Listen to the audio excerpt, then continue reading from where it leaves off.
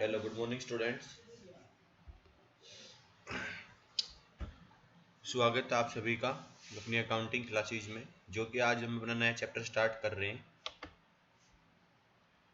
जिसका नाम है अकाउंटिंग इक्वेशंस। देखिए बेटा, आज से अपना प्रैक्टिकल स्टार्ट हो रहा है। अभी तक हमने थ्योरेटिकल्स पे ही फोकस किया था, जिसमें आप सभी ने देखा था कि अकाउंटिंग क्या होती है, अकाउंटिंग के रूल रेगुलेशंस, ये सब आपने पढ़ लिए हैं। देखिए, किसी भी स्टूडेंट को अगर कोई प्रॉब्लम है तो वो बता सकते हैं, कॉल कर सकते हैं, मैसेज कर सकते हैं। और अब हम स्टार्ट करने जा रहे हैं अपनी अकाउंटिंग इक्वेशंस, जो कि एक प्रैक्टिकल पोर्शन है। देखिए बेटा, मैंने जैसे ही आप अकाउंटिंग टर्म्स हमने पढ़ी थी तो मैंने आपको बताया था कि असेट्स और लायबिलिटीज। असेट्स क्या होती हैं, देखिए अभी हम स्टार्ट कर देते हैं। असेट्स असेट्स आपको बताया गया था कि संपत्ति होती है जिसके जिसकी हेल्प से हम अपने बिजनेस को आगे रन करते हैं। लायबिलिटीज क्या होती है? लायबिलिटीज दायित्व होते हैं जो कि हमें उस बिजनेस में रिसोर्सेज प्रोवाइड करने के लिए बाहर से मदद मिलती है, जो हमने पे करना होता है, यानी कि फ्यूचर में उसको पे करेंगे। जिसमें बिजनेस, मैंने आपको बताया था कि एक बिजनेस जो बनेगा तो उसमें जो भी कुछ आएगा बाहर से वो सारी लायबिलिटीज होगी, और इसके अंदर जो है, जो भी विजुअल और इनविजुअल जो भी गुड्स एंड सर्विसेज, यानी कहने का मतलब जो भी सामान, जो भी बिल्डिंग, जो भी मशीनरी, सब कुछ है वो इसकी क्या बोली जाएंगी? असेट्स बोली जाएगी। और इस असेट्स को लेने के लिए, यानी कि अराइज करने के लिए जो भी बाहर से मिला है, चाहे वो ओनर के द्वारा लगाया गया पैसा हो या बाहर से कोई मदद मिली हो, सब क्या होते हैं? लायबिलिटीज कहलाती हैं। तो इसका मतलब क्या हुआ? जो आपके पास है वो सारी की सारी लायबिलिटीज भी है, यानी कि संपत्ति इज इक्वल टू लायबिलिटीज, यानी asset is equal to liabilities. तो इसी रूल्स के बेस पर हम बेटा स्टार्ट करेंगे अपना इस चैप्टर को कि एसेट्स और लायबिलिटीज दोनों बराबर होती है। तो अब हम एक बार थोड़ा सा जान लेते हैं कि एसेट्स में क्या क्या होता है। नॉर्मली कुछ एक पॉइंट देखेंगे, बहुत सारे सभी कंप्लीटली लिस्ट नहीं देखेंगे। तो सबसे पहले मैं आपको बता देता हूँ कि एसेट्स में क्या होगा। सबसे पहले हम बात करते हैं कैश, क्योंकि कैश हमारा खुद का होता है। जैसे बिजनेस बनाता है तो बिजनेस का होता है, वो कैश बन जाता है। कैश के बाद फिर हम अगर बिल्डिंग खरीदते हैं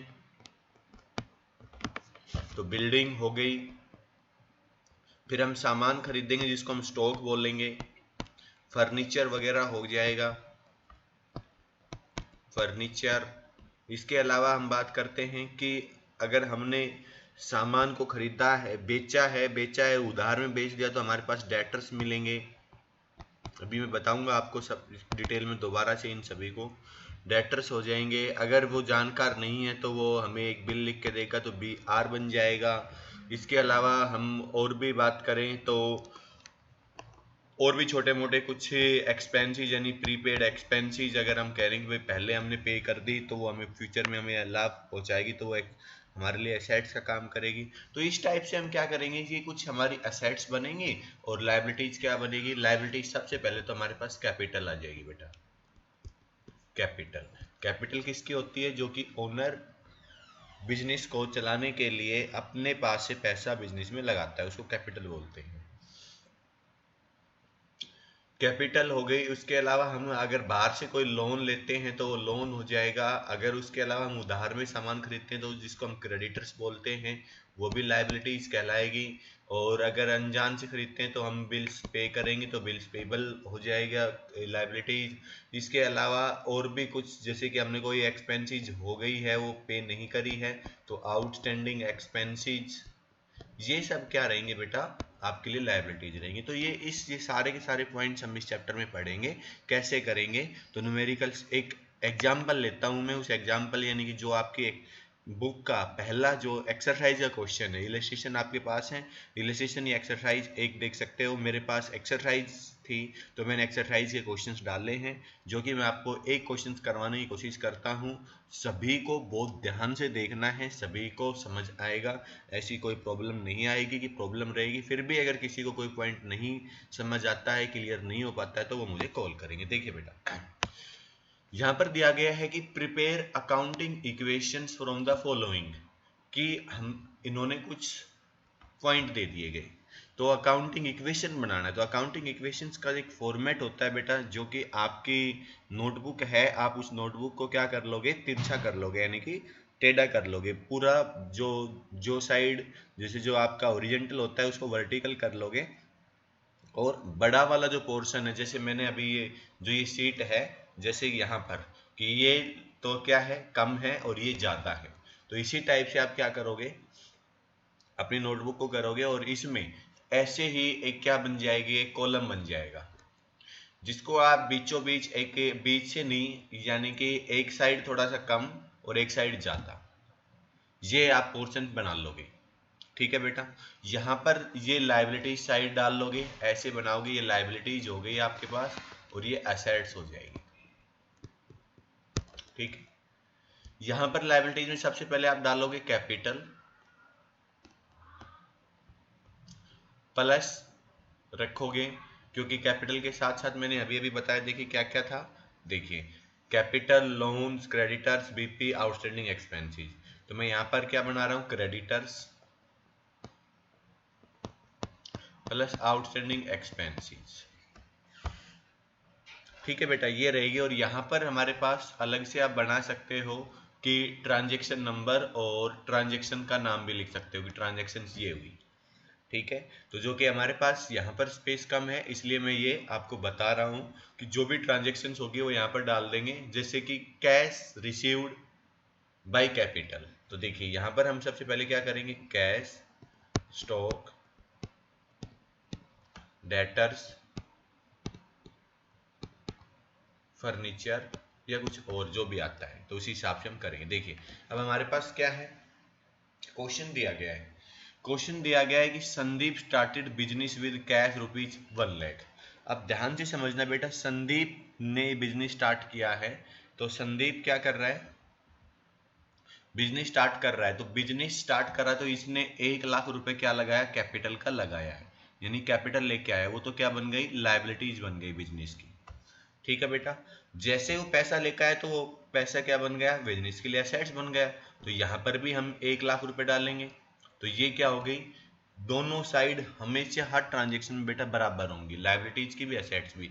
यहाँ पर हम डाल देंगे कि कैश रिसीव्ड बाय कैपिटल, या यानी कि स्टार्टेड बिजनेस विद कैश, तो कैपिटल 1 लाख की और कैश भी 1 लाख का, तो यानी कि आज के दिन हमारे पास क्या है, बिजनेस में 1 लाख रुपए रखे हुए हैं, वो हमारी संपत्ति है, और जो कि कहाँ से आई, कैपिटल से आई, वो हमारे लाइबिलिटीज है, क्योंकि बिजनेस को क्या करना होगा, वो पैसा लौटाना होगा फ्यूचर में। ठीक है, नेक्स्ट देखिए, अब अगला पॉइंट देखिए, परचेज फर्नीचर फॉर कैश। अब ध्यान से समझिए बेटा कि आपने फर्नीचर खरीदा, तो फर्नीचर तो आपके पास आया है, और कैश उसमें से चला गया, क्योंकि इसने कहा ना कैश में खरीदा है, तो कैश चला गया कितने रुपए का, 5,000 का। तो यहां से देखिए बेटा कि क्या करोगे आप, हमारे पास फर्नीचर आ गया 5,000 रुपए का, और यहां से 5,000 रुपए क्या हो गए, कम हो गए, तो आप क्या करोगे, इसको सोल्व करोगे, तो यहां पर आपके पास जो अमाउंट आ जाएगा, 95,000 रुपए आज के दिन आपके पास कैश रखा हुआ है, स्टॉक अभी तक कुछ नहीं है, डेटर्स भी नहीं है, और 5,000 रुपए के क्या आ गया आपके पास, फर्नीचर आ गया। तो आज भी यहाँ पर भी अगर हम बात करें, तो यहाँ पर कोई चेंजमेंट नहीं है, तो 1 लाख का 1 लाख ही रहेगा, जो कि कैपिटल भी 1 लाख है, और एसेट्स भी, यानी कि 95,000 और 5,000 दोनों टोटल मिलाते हैं, तो करते तो 1 लाख ही आएगा। तो बेटा बताइए, ये दो ट्रांजेक्शन्स करिए, समझ में आई। पहली क्या की हमने कि कैश रिसीव हुआ था कैपिटल के नाम से, तो कैश जैसे बिजनेस में आया वो एसेट्स बन गई, और कैपिटल के थ्रू आया वो लाइबिलिटीज बन गई।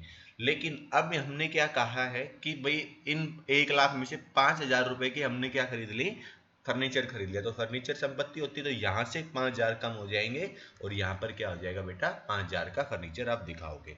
अगला पॉइंट पढ़ते हैं हम, देखिए परचेज गुड्स, गुड्स का मतलब सामान, सामान आपने खरीदा कितने रुपए का, 20,000 रुपए का, वो भी कैश। देखिए बेटा, अब पॉइंट क्या हुआ कि आपने सामान, गुड्स का मतलब क्या होता है, सामान, तो सामान आपने खरीदा 20,000 रुपए का, तो 20,000 रुपए के सामान आपके पास आ गए और 20,000 रुपए आपके क्या चले, बिजनेस से चले गए। तो यहां पर भी आप क्या करोगे, यहां पर डालोगे गुड्स परचेज बाई कैश, जो कि इस साइड कुछ नहीं आना, यहां से 20,000 रुपए क्या हो जाएंगे, घट जाएंगे, कम हो जाएंगे। क्यों, क्योंकि यहाँ इसमें से हमने 20,000 रुपए के गुड्स ले लिए, और गुड्स को हम क्या बोलते हैं, यहाँ पर स्टॉक में दिखाएंगे कितना, 20,000 रुपए का, ये प्लस हो गया। तो ये इस केस में लाइबिलिटी साइड कोई चेंजमेंट हुआ, कुछ नहीं हुआ। अब यहाँ पर 20,000 कम हो गए, तो ये कितने हो गए बेटा, 75,000 रुपए। ये कितने हो गए, 20,000 रुपए, क्योंकि ये स्टॉक था, और ये कितने, 5,000 रुपए का फर्नीचर। तो आज के दिन भी अगर हम बात करें तो लाइबिलिटीज कितने की है, 1 लाख की, फिर ये कैश कितना बचा, 25,000, 20,000 का सामान हो गया, 5,000 का फर्नीचर, यानी कि 1 लाख ही असेट साइड है, 1 लाख ही लाइबिलिटीज साइड है। देखिए अगला पॉइंट, इन्होंने कहा कि good purchase goods on credit. अब ध्यान से समझना बेटा, इन्होंने कहा है कि purchase goods on credit, credit का मतलब उधार में। अब आप यहाँ पर हो, आपने दुकान किसी सामान वाले के पास गए और आपने कहा कि भाई मुझे सामान दे दो, तो उसने क्या किया, आपने कहा कि कितने रुपए का, तो उसने पूछा कितने रुपए का, आपने कहा 36,000 रुपए का सामान दे दो। फिर आपने कहा कि भाई पैसे में बाद में देंगे, उसने कहा चलो ठीक है। तो आप 36,000 रुपए का क्रेडिट में सामान ले आए, तो यानी कि सामान तो आपका 36,000 का आ गया, क्या आपका पैसा गया, नहीं गया, तो आपके पास क्या बन गई, लाइबिलिटीज बन गई, क्योंकि आप इसको फ्यूचर में दोगे। और इसको क्या बोलते हैं, जब हम किसी से उधार में सामान खरीदते हैं तो क्रेडिट में, उसको हम बोलते हैं बेटा क्रेडिटर्स, और क्रेडिटर्स हमारी लाइबिलिटीज होती है। तो देखिए अब क्रेडिटर्स कहाँ पर है, ये रे क्रेडिटर्स, तो यहाँ पर हम क्या कर देंगे, 36,000 रुपए का हम क्या डाल देंगे, क्रेडिटर्स का अमाउंट डाल देंगे, जो कि सामान हमारा 36,000 का और आया है, तो 36,000 को ऐड कर देंगे। तो इसके बाद हमारे पास क्या ट्रांजेक्शन रहेगी, 1 लाख रुपए की लाइबिलिटीज है बेटा, और 36,000 रुपए के हमारे पास क्रेडिटर्स हैं, 75,000 रुपए के कैश हमारे पास अवेलेबल है, और 56,000 रुपए की हमारे पास स्टॉक हो गया, और 5,000 रुपए का हमारे पास फर्नीचर है। तो आज के दिन हमारे पास टोटल कितना अमाउंट है, लाइबिलिटीज कितने की हो गई, 1,36,000 की, और एसेट्स की वैल्यू भी 1,36 की ही है। ठीक है बेटा, समझ आया। अगला पॉइंट देखिए, पेड रेंट 700 रुपए। अब बेटा ध्यान से समझना, रेंट क्या होता है, खर्चा होता है, 700 रुपए खर्चा, और एक होती है इनकम और एक होती है एक्सपेंस। तो अगर एक्सपेंस होगा तो लाइबिलिटीज में से हम माइनस करेंगे, और यहां से भी माइनस हो जाएगा। अगर ये एक्सपेंस हो गया, पे नहीं किया, तो ये हमारे पास लाइबिलिटीज बन जाएगी।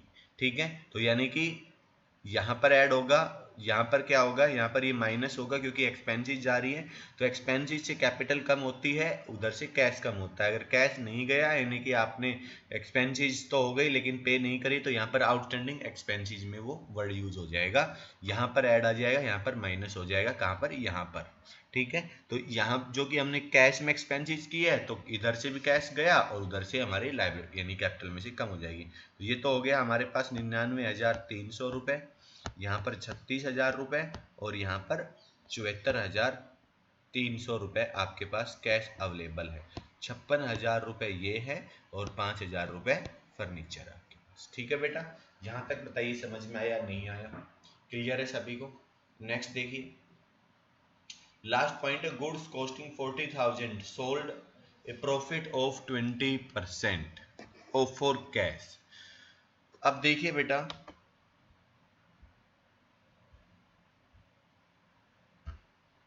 देखो यहाँ पर इन्होंने क्या कहा है कि 20% हमने प्रॉफिट पर बेच दिया, तो 40,000 रुपए का सामान हमने कितने रुपए में बेच दिया, 20% इसका प्रॉफिट हो गया, तो 8,000 रुपए, यानी कि 40,000 का कितने में, 48,000 रुपए, और वो भी कैश में।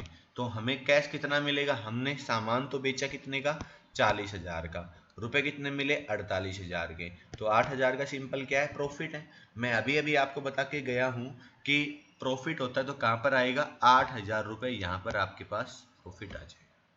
ठीक है, अब कैश में हमारे पास कितना है, क्योंकि पैसा मिला है हमने कितना 48,000 रुपए, ठीक है। और सामान कितने का गया है माइनस कर देंगे कितना 40,000 का हमने बेच दिया, तो स्टॉक में से 40 कम हो जाएगा। तो आज के दिन हमारे पास क्या बचेगा देखिए, यानी कि लास्ट में ये ऐड कर देंगे क्योंकि प्रॉफिट हुआ है, तो ये 1,07,000 1,07,300 रुपए। इधर आपके पास 36,000 रुपए, इधर आपके पास कितना हो जाएगा भैया 48, यानी 1,22,300, और यहाँ पर 16,000 बच जाएगा, यहाँ पर 5,000, यानी कि टोटल दोनों साइड का सेम रहेगा। बेटा ऐसा मत करना कि आप इसको रिमाइंड करके मतलब आगे जाके देखो, एक एक पॉइंट देखोगे, पूरी वीडियो देखोगे तभी समझ में आएगा, नहीं तो नहीं आएगा। कोई स्टूडेंट ये करे कि मैं आगे करके देख लूँ पूरा का पूरा क्वेश्चन, नहीं समझ में आएगा। जैसा जितना मैंने बताया है उसी हिसाब से हमने करना होगा, जो कि मैं एक बार फिर से आपको रिपीट कर देता हूँ इस क्वेश्चन को, जिसने भी अगर कोई भी पॉइंट समझ नहीं आया हो तो। देखिए बेटा इसने कहा है कि बिजनेस स्टार्टेड विद कैश, तो हमने क्या किया, हमने किया कि कैपिटल में 1,00,000 रुपए डाल दिए और कैश में 1,00,000 रुपए डाल दिए। क्यों? क्योंकि कैश हमारे पास 1,00,000 का आया है, और किस नाम से आया है वो, ओनर के द्वारा, तो कैपिटल में यानी कि लायबिलिटीज भी 1,00,000 की और कैश भी 1,00,000 हो गया हमारे पास। सेकंड इन्होंने कहा कि फर्नीचर खरीदा 5,000 का, तो 5,000 यहाँ से कम हो गए और 5,000 का फर्नीचर आ गया। फिर इन्होंने कहा है कि 20,000 रुपए का हमने सामान खरीद लिया, तो स्टॉक में बढ़ जाएगा सामान और 20,000 कम हो जाएंगे।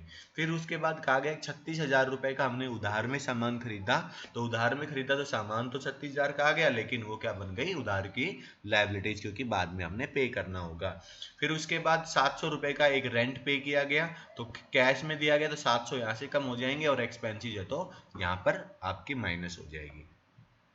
फिर क्या कहा गया कि 40,000 रुपए का सामान 48,000 यानी कि 20% प्रॉफिट पर, तो जो कि कैश में बेचा है, तो कैश में बेचा है तो कितना हो गया 48,000 रुपए हमें मिल गए, तो 48 यहाँ पर हम ऐड कर देंगे, 40,000 रुपए का सामान गया माइनस कर देंगे, 8,000 का जो प्रॉफिट हुआ है वो कैपिटल में ऐड कर देंगे। तो बताइए बेटा समझ में आया या नहीं आया? अगर समझ में आ गया तो वीडियो को पॉज करिए, ये क्वेश्चंस करने की कोशिश करिए, सेम एज इट इज था। वीडियो को पॉज कर दीजिए और फिर करिए, और हो जाता है फिर इसको वीडियो को आगे चलाइए और देखिए क्या आपने ऐसे ही किया है जैसे मैंने आपको बताया था, या मैं अब जो कर रहा हूँ। तो अगर किसी भी स्टूडेंट की अगर कोई मिस्टेक आती है तो इस वीडियो को देखिए और उसमें यानी कि आगे इस क्वेश्चन का सॉल्यूशन देखिए और बताइए कि आपने ठीक किया था या नहीं किया था, जो गलती हुई है उसको ठीक करिए। देखिए बेटा हम स्टार्ट करते हैं question number second. Show the accounting equations on the basis of followings and present a balance sheet on new equations balances। तो इन्होंने क्या कहा है कि हमने अकाउंटिंग इक्वेशंस के बेस पर अकाउंटिंग इक्वेशंस बनानी है,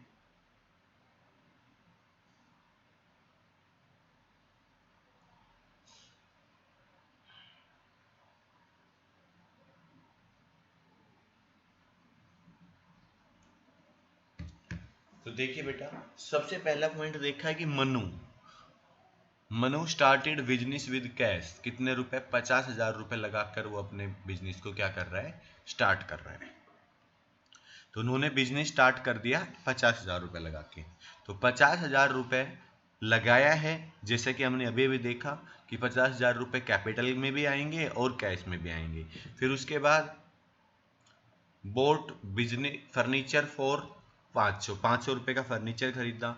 फिर उसके बाद परचेज गुड्स ऑन क्रेडिट, उधार में 4,000 रुपए का सामान खरीदा। सोल्ड कर दिया गुड्स ऑन कॉस्ट 500 रुपए का 700 रुपए में बेच दिया।